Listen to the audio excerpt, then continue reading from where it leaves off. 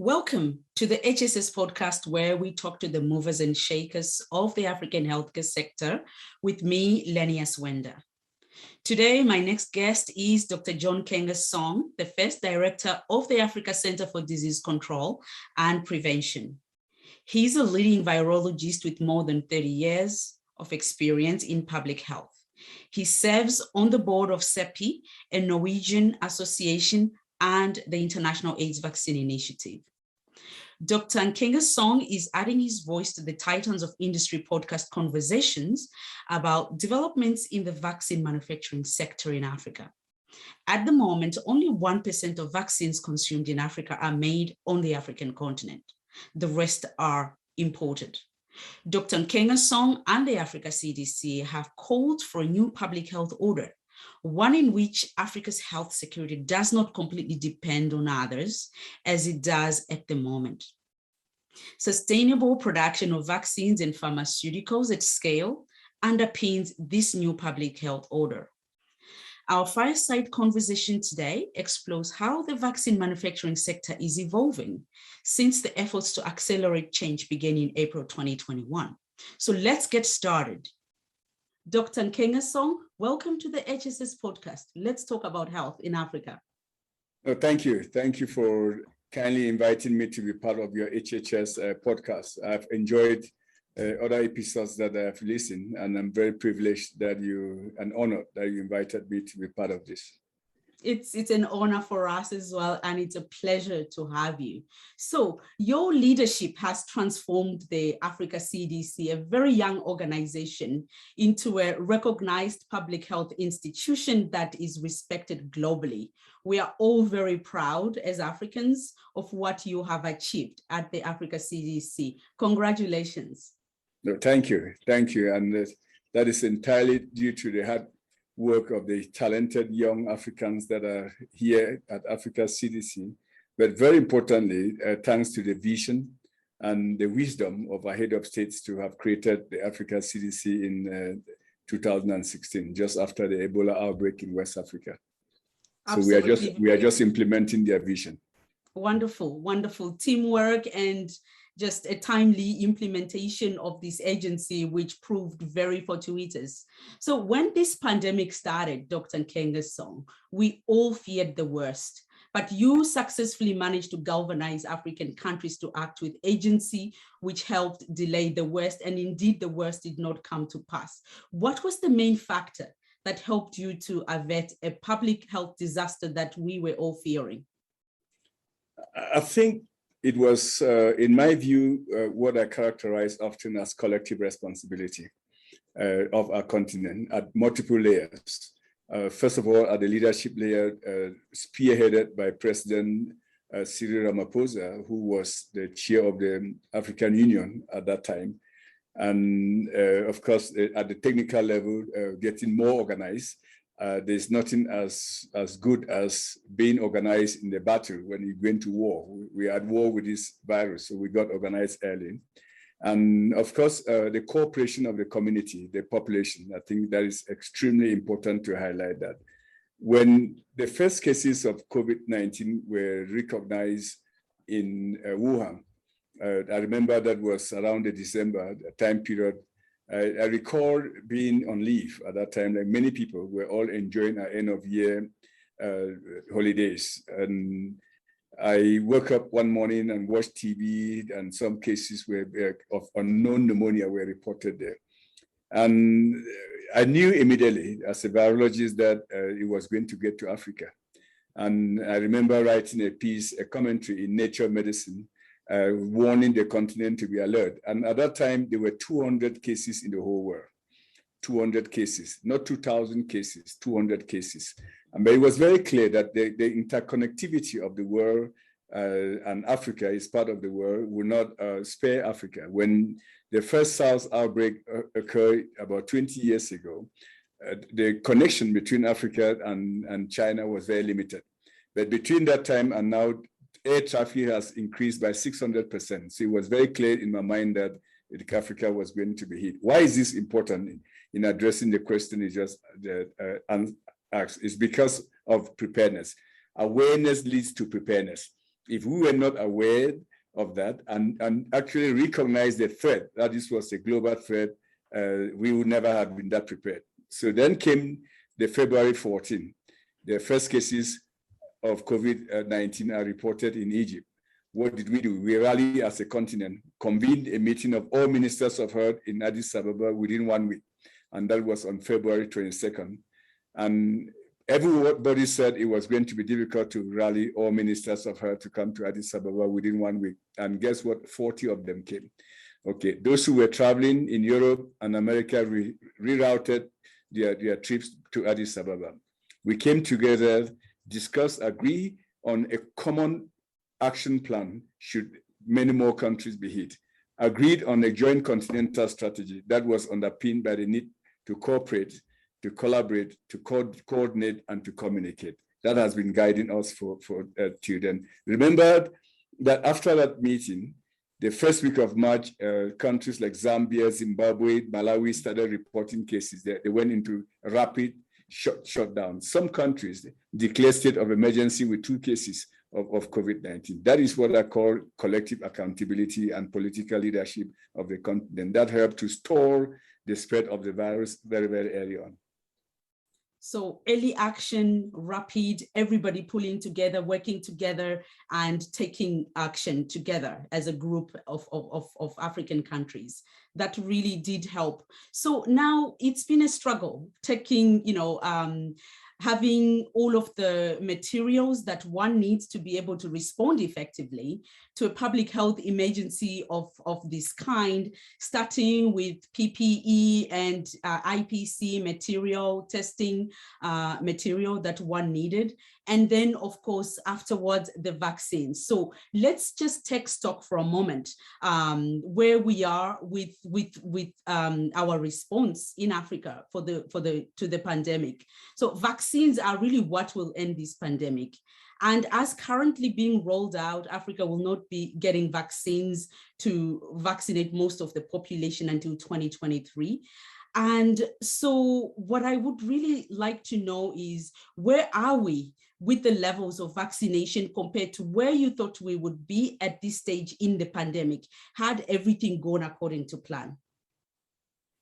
That's a very good question. We have to be very proud of the progress that science has made to enable us to recognize this virus, understand the genetic material, elaborate a vaccine, and within 1 year, put the vaccines into arms.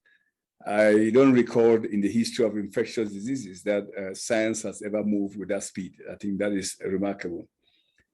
We also have to then pause and regret that that success, that scientific success, has not benefited people in the global south in the way that it has benefited people in the global north. When this pandemic started, we all said the right things. We said that access to vaccines was important, equity to vaccine was important, that science should be used in driving the response. We said all the right things on the pulpit, but the translating that into practice has been a challenge.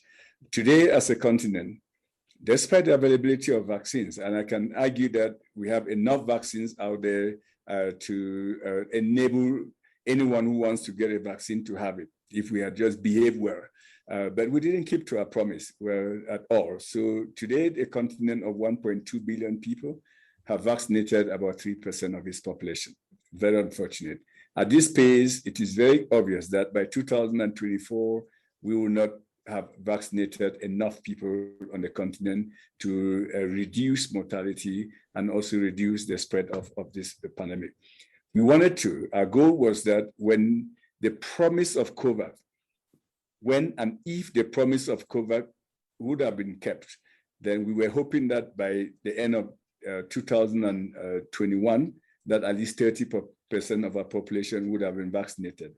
Then we scrambled to vaccinate an additional 30 to 40% next year. And then we try, at that point, we begin to break the backbone of the pandemic. But that has not happened.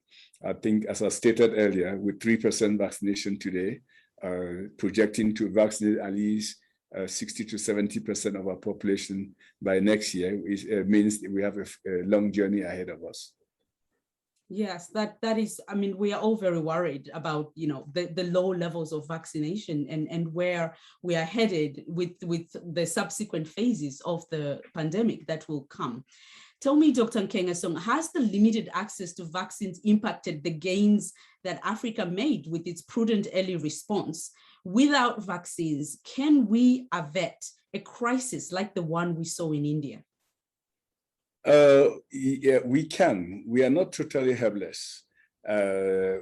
We have the public health measures that we have acquired throughout this crisis is playing a role. That is the masking, avoiding large gatherings, and the courageous measures that our political leadership are taking, like the lockdowns. Those are very courageous measures because they lead to tremendous hardship in our communities. I think that is very, very important. Even with vaccines, you still you need to continue to implement those public health measures because we have to be humble enough to say that we don't know enough about these vaccines in terms of the duration of the protection. And we don't know enough about these vaccines to determine that if one is infected, would they actually would they be protected from infections?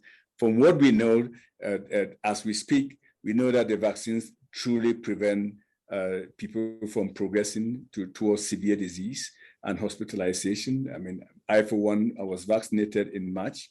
I got infected in August. I didn't go to the hospital because the vaccines helped me. I stayed home, managed my infection at home. So that is a good thing.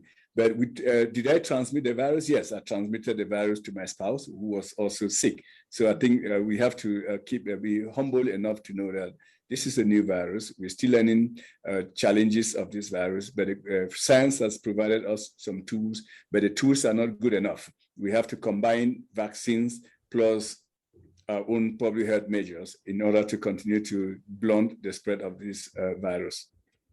Indeed, and those public health measures have so far served us well in Africa. So I suppose at least, we know that we can do it, and all we have to do is to stay disciplined enough to keep them going for long enough for us to avert the worst crisis. Now, we've all had the mantra, nobody's safe until we are all safe. Which of course, for us Africans, it just feels like just empty words because it hasn't translated into action, like you mentioned. Now, there's another narrative in the mainstream media that has been emerging. One anchor from CNN mentioned this, that if African governments were to receive vaccines anyway, their capacity is so limited that those vaccines are wasted or not used. Is there a real problem with utilization of vaccines when African countries receive them, whether they are donations or purchases? Or is this just a self-serving statement that seeks to justify Africa not having access to vaccines? Our greatest challenge as we speak today, Leonard, is what I call vaccine famine, not vaccine hesitancy or the inability to vaccinate. Let me just say this. In the middle of this crisis, Ethiopia was able to vaccinate last year 12 million children with the measles vaccines, 12 million children with the measles vaccines. For Africa to be able to vaccinate and use this vaccine quickly, we have to have a couple of things. One is the predictability of arrival of vaccines. You do not plan for the unknown, you plan for what you know. So if, for example, Cameroon said, you told Cameroon that we are going to be receiving 100,000 doses of vaccine every month or every week, they will plan accordingly. They'll mobilize, but you can't rally the population. You rally the community to go to the vaccination pools and be waiting for vaccines that are not going to come. That is just being clear. We saw what happened in March, April timeline when COVAX started distributing vaccines. People were ready to get vaccinated, but there were no vaccines to be found. That is one. The second thing is that you have to know the type of vaccine that you are receiving. It's part of preparation. If you tell me that, or a country that they are receiving the AstraZeneca or Johnson & Johnson vaccine, it's a different type of preparation. You don't need an ultra cold chain. But if you are receiving Pfizer or Moderna, it's a different type of preparation there. So let's just keep that in mind. Thirdly is that we truly have to, in the spirit of donation, donate honestly. That you do not give me vaccines that will expire in 2 weeks or 3 weeks. We are seeing that a lot, and that pattern is not helping Africa. And it helps to perpetuate that argument that the vaccines will be thrown in the river, because if you give me 500,000 doses of vaccines today and they're expiring in 2 weeks or 3 weeks, they will get expired and they will get thrown away. So I think let that be very clear. So I think the continent can and is very capable of mounting an aggressive vaccination campaign.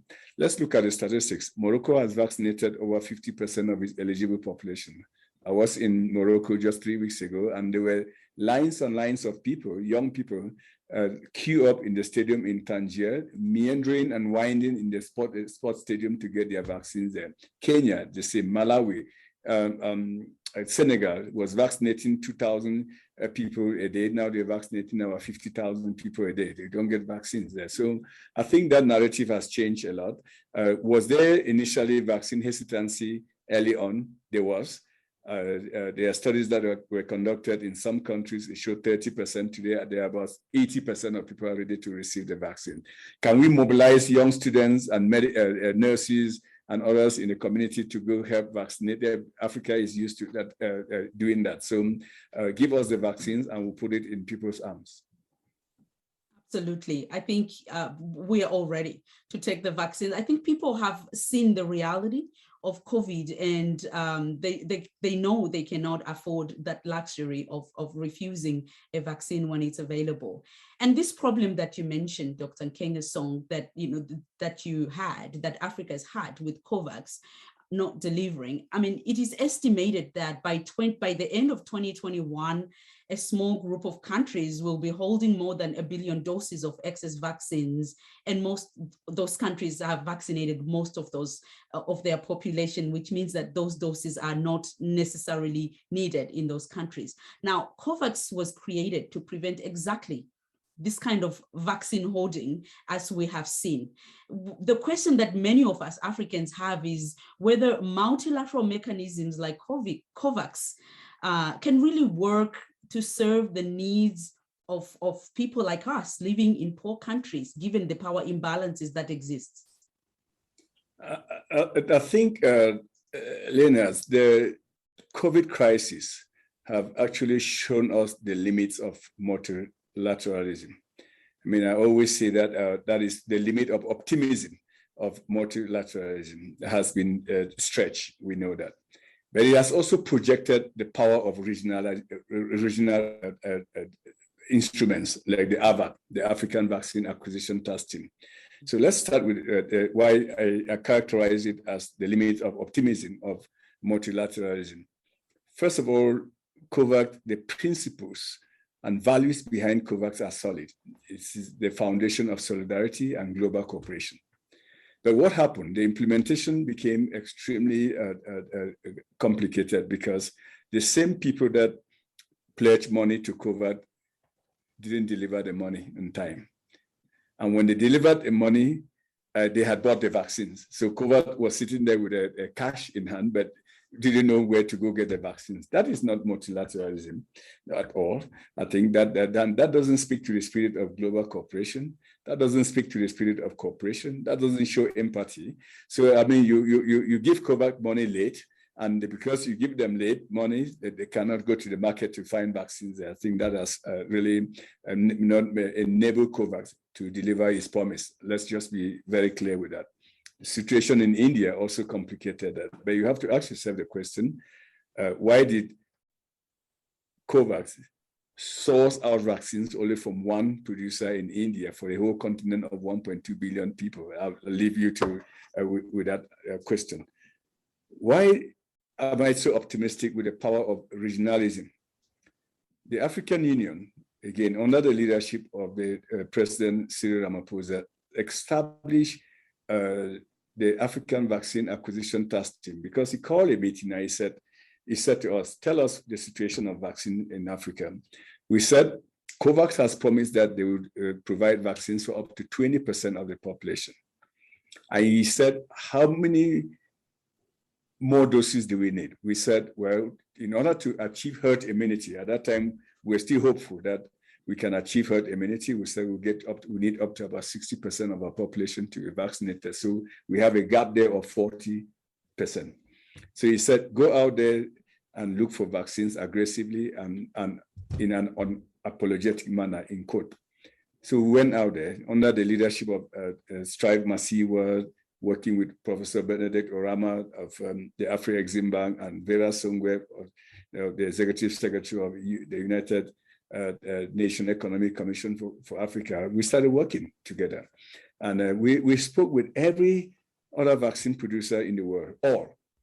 Then we ended up with Johnson & Johnson, which today we have signed a contract of for Johnson & Johnson to supply the continent with 400 million doses of vaccines over the next this year and by next September or so. That is remarkable. Why is that so significant? It's historic. Is that in order to immunize 60% of our population, we needed at least 1.8 billion doses of vaccines. If you translate that 400 million doses of the Johnson & Johnson into a 2-doses regimen, it means that we actually secured 800 million doses of vaccines. That is important because it speaks to the ownership of the program. It speaks to the need for, and the importance of Africa to take their own health security into their hands, and it's paid for by Africans. It's not donation. These are taxpayers' money supported and backed up by the World Bank. It is important. I regret that AVAC has not been projected and spoken of the way it deserves, because this is historic. I've been in public health for more than 3 decades, and I've never seen the continent come together with that spirit of strong solidarity in a region that is that complex like Africa, with 55 member states, 1.2 billion people to coordinate the efforts there. Rather, what I hear more in the media is that country X has donated 10 million doses of vaccine, 5 million doses of vaccine. I want us to understand what the denominator is. The denominator here is 1.6 billion doses of vaccines. I'll repeat that. The denominator is 1.6 billion doses of vaccines. So if you give us 10 million, we are very thankful. We are very grateful people. But we have to be sure that it is understood in the context of the overall need, in the overall journey that we have to journey. So 800 million is right there from now to next year of equivalent doses provided by the African Vaccine Acquisition Task Team. I think that must be written about, and the people that will write history of this pandemic should absolutely make sure that effort from the African Union, coordinated by President Cyril Ramaphosa, takes the center chapter in the history of this pandemic. Indeed, I think, even as Africans, we absolutely applaud the fact that our leaders took the initiative and went out there and tried to take matters into their hands. But the question that many people ask, now that we have solved that, we've done these amazing historic things. We've shown what we can do with regional cooperation alone to protect the health of our people. But many people will ask, did we take the initiative too late? Did we look to be served by donors, by the West, and waited too long to take that initiative? Well, unfortunately, let me be very clear. No one was expecting this pandemic. And we knew that there was always going to be a pandemic, but I don't think we were prepared. Not just Africa, but globally, we're not. And Africa was even less prepared. Remember, Africa produces only 1% of its vaccines and import 99% of its vaccines. Until COVID hit, there was no country in Africa, and I'll repeat, there was no country in Africa that was producing a simple diagnostic test for infectious diseases, none. That's the situation we found ourselves in. Then the third factor is believing in the multilateral efforts, the multilateralism. When COVAX, which is made up of the Global Vaccine Alliance, the World Health Organization, the Coalition for Epidemic Preparedness, said, we are going to set up this mechanism, and it will be a basket where we'll make sure that all vaccines that are potentially out there will be dumped into this basket, and if and when they are available, everybody will get it in an equal manner. Well, we have to believe. there's something I call the trust factor, which is without that trust capital and trust factor, you and I would never do anything in humanity. You have to trust. I mean, your word must mean something to me, and my word must mean something to you. Those words didn't mean. So, I mean, so we ended up recognizing later that those words were not going to be meaningful to all of us. And then we started pulling into history and we're fighting. We said in 1996, drugs against HIV were available and they only reached the continent 10 years later. And between that period, about 10 million Africans died. 10 million Africans died. Then we shifted, so that scared us. Then we said, goodness, this can repeat itself. In 2009, there was a vaccine against the pandemic. At that time, it was the swine fever pandemic, the H1N1. And the vaccines only arrived in Africa after the pandemic was over. Luckily, it was not an extensive pandemic. So we said, geez, let's get to work because this thing looks like it's not going to work. History is going to repeat itself. I'm not saying it here. I wrote about it in Nature, and I use that to galvanize our people and say, look, go fight for yourself. History might repeat itself, and history has repeated itself. The issue of vaccine inequity in Africa is our challenge. It is a burden, but it's actually a greater moral burden for those who are sitting on vaccines and are not releasing the vaccines on a timely fashion. They are orchestrating a scenario that humanity will judge us, all of us, very poorly, that we knew what to do. Humanity gave us the tools, but our behaviors didn't permit us to rally together and fight this pandemic as if it was about a survival of our own humanity. That is unfortunate. And I think the history will record that very poorly. Absolutely. But in any case, Dr. Nkengasong, I suppose one can critique the response all we want, but in the end, if you didn't have control of the manufacturing, there was very little that you could do in terms of intervention anyway, except to trust that the multilateral system was going to serve our needs as well. So I completely understand the position that our leaders found out themselves, the position they found themselves in. Now, we are working to change that.